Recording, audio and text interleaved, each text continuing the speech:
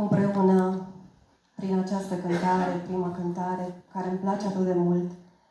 Atunci când am scris această cântare, m-am simțit doar un fir de praf, așa cum am fost fiecare dintre noi, până Domnul ne-a luat și El ne-a modelat după chipul și asemănarea Lui. Această cântare este o cântare de mulțumire, de recunoștință și îmi doresc ca pe parcurs, când o să învățați, să ne închinăm și să venim împreună cu mulțumire.